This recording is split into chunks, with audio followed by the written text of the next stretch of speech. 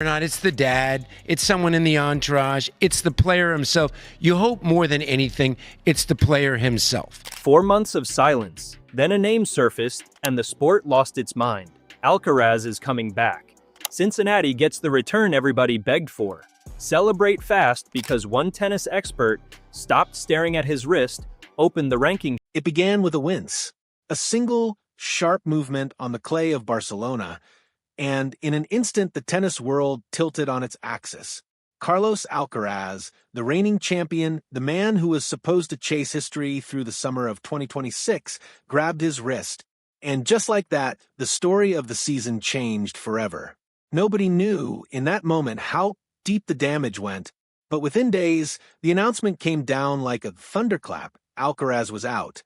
Not for one tournament. Not for two. Roland Garros, the clay kingdom he once ruled, gone. Wimbledon, the grass cathedral where legends are made, gone too. The defending champion of both would not defend either. And so the throne sat empty. Somewhere in Germany, Alexander Zverev felt the door creak open. He had chased a Grand Slam title his entire career, always the nearly man, always the runner-up in waiting. With Alcaraz gone, he seized his moment and lifted the Roland Garros trophy, his first major, finally agonizingly earned. But it was Jannik Sinner who truly capitalized. The Italian, cold and clinical, marched through the draw at Wimbledon, defeating Zverev in a 4-set battle to claim the title on the lawns of London. 2 Grand Slams, 2 different champions, and the man who was supposed to be there for both of them, nowhere to be found. For months, silence.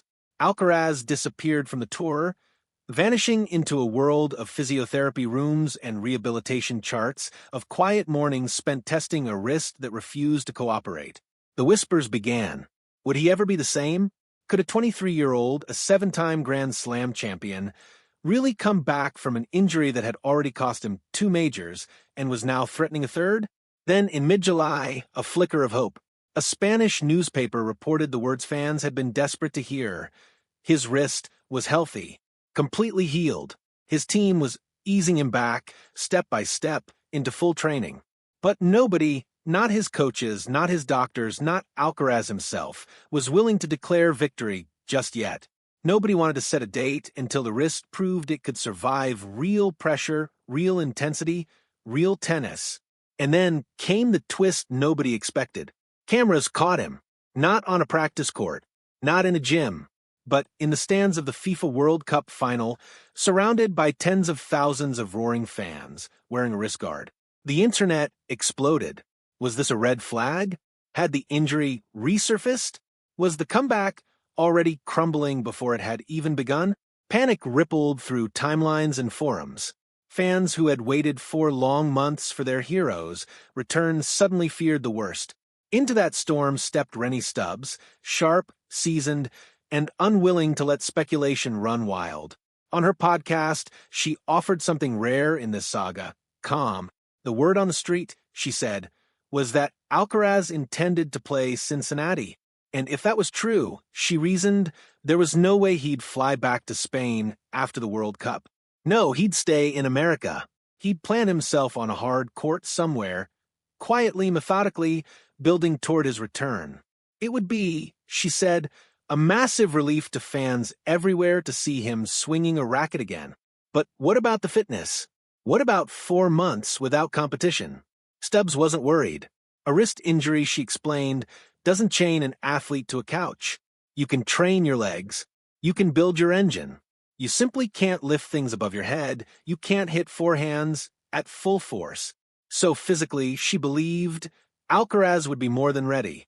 The only thing left, she said, was the simplest and hardest thing of all, getting back on court and hitting the ball again. And then came another voice, Andy Roddick, a man who understood wrist injuries all too well. He admitted the wrist guard had initially alarmed him too, but he offered a different theory, one born from experience. Perhaps, he said, Alcaraz wasn't protecting a fragile injury, he was protecting himself from the crowd.